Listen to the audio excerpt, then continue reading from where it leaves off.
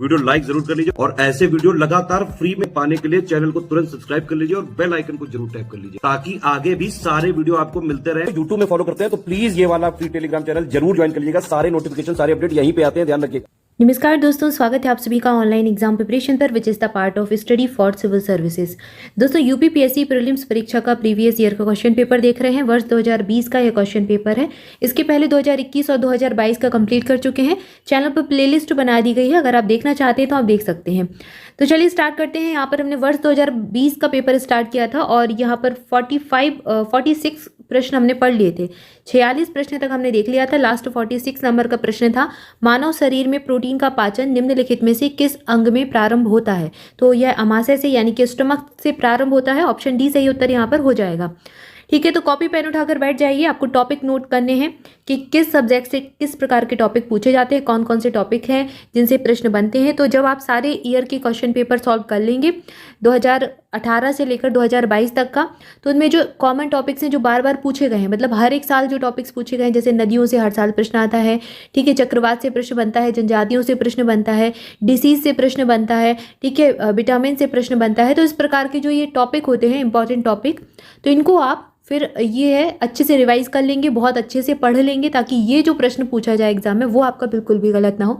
इतने नंबर तो आपके पक्के रहें। ठीक है, तो ये स्मार्ट स्टडी करने का एक तरीका होता है कि सारी चीज़ें आप इसलिए लगाकर देख लें। प्रीवियस ईयर के क्वेश्चन पेपर इसलिए ही कहे जाते हैं ताकि आपको पैटर्न पता चले और साथ ही साथ एग्जाम का नेचर पता चले कि किस प्रकार के प्रश्न एग्जाम में बार बार पूछे जाते हैं।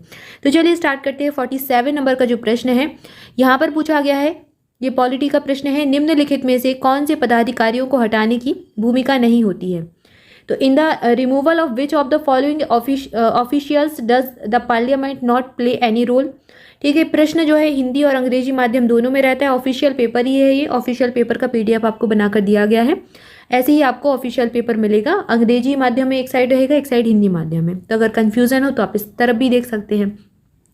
अब यहाँ पर कौन कौन से जो ऐसे पदाधिकारी हैं जिनको नहीं हटाया जाता। उच्च न्यायालय के न्यायाधीश, उच्चतम न्यायालय के न्यायाधीशों को, अध्यक्ष जो यूपीएससी का अध्यक्ष होता है, संघ लोक सेवा आयोग का अध्यक्ष, या फिर भारत के नियंत्रक और महालेखा परीक्षक।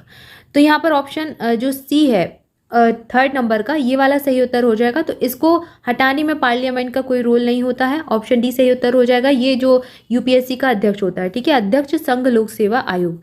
यहाँ पर ऑप्शन केवल 3 हमें चुनना है, तो केवल 3 यहाँ पर इसमें दिया गया है। यहाँ पर ये 3 के साथ 4 भी है जो कि यहाँ पर कट गया है प्रिंट में। ठीक है, तो ऑप्शन डी यहाँ पर सही उत्तर होगा। तो इस प्रकार के प्रश्न आप जरूर पढ़ें कि किन की नियुक्ति कौन करता है। ठीक है, जैसे राष्ट्रपति के द्वारा कई सारी नियुक्तियां पूछी जाती है, राष्ट्रपति की नियुक्ति कौन कौन करता है। इसके अलावा कौन कौन से पद है जो या फिर कौन कौन से अधिकारी होते हैं जो राष्ट्रपति के प्रसाद पर्यंत कार्य करते हैं। ठीक है, ये सारी चीज़ें आप जरूर पढ़ें जब आप पॉलिटी पढ़ें। अभी पॉलिटी का स्टार्ट भी करेंगे, ज्योग्राफी भी स्टार्ट करेंगे, तो इसमें ये सारी चीज़ों को हम अलग से नोट करते जाएंगे।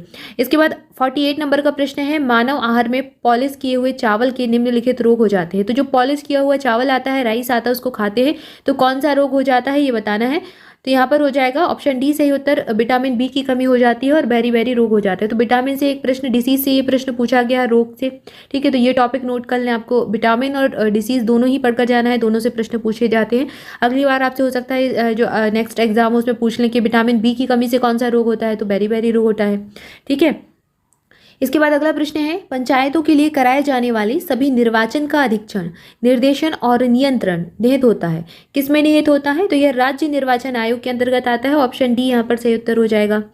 अगला प्रश्न है, निम्नलिखित में से कौन सा विटामिन मनुष्य के, यहाँ पर ये कट गया है तो यहाँ पर देखते हैं, विच of the following vitamin is mainly responsible for blood coagulation in human being. तो जो रक्त का थक्का बनना होता है उसके लिए कौन सा विटामिन जिम्मेदार होता है, ये पूछा गया है। तो यहाँ पर विटामिन के सही उत्तर हो जाएगा। ऑप्शन ए सही उत्तर हो जाएगा। विटामिन ए आंखों के लिए अच्छा होता है। ठीक है, विटामिन सी आपका जो होता है स्किन के लिए अच्छा होता है। जो विटामिन सी बहुत ज़्यादा लेते हैं, जैसे कि कोई है संतरा बहुत खाता है, ऑरेंज खाता है, लेमन लेता है, नींबू पीता है, तो उसकी स्किन बहुत अच्छी रहती है। ठीक है, यहाँ पर ऑप्शन ए सही उत्तर हो जाएगा। तो आपको विटामिन जरूर पढ़कर जाना है। इसके बाद अगला प्रश्न अनुच्छेद से पूछा गया है और इंपॉर्टेंट आर्टिकल्स के ऊपर वीडियो आ चुका है। अगर आपने नहीं देखा है तो आप चैनल पर जाकर देख सकते हैं। भारतीय संविधान का कौन सा अनुच्छेद केंद्रीय आयोग का वर्णन करता है? सेंट्रल विजिलेंस कमीशन का वर्णन करता है। केंद्रीय सतर्कता आयोग यहाँ पर हो जाएगा, ये कट गया है सतर्कता, आगे केंद्रीय के बाद सतर्कता ऐड हो जाएगा। तो ये कौन सा जो अनुच्छेद है इसके बारे में बताता है? नन ऑफ दीज यहाँ पर हो जाएगा, इनमें से कुछ नहीं है। 280 याद रखें, 280 वित्त आयोग से संबंधित है। ठीक है, यहाँ पर ऑप्शन डी हम सही उत्तर चुन लेंगे। अगला प्रश्न क्या है? मानव मस्तिष्क के बारे में निम्नलिखित कथनों पर विचार कीजिए। मस्तिष्क से हृदय गति को नियंत्रित रखने के लिए उत्तरदायी होता है, यह शरीर के संतुलन के लिए उत्तरदायी है। तो ऑप्शन यहाँ पर जो है सी सही उत्तर हो जाएगा। 1 और 2 दोनों सही उत्तर हैं, दोनों ही सही है। शरीर के संतुलन के लिए मस्तिष्क उत्तरदायी होता है और हृदय गति को नियंत्रित रखता है।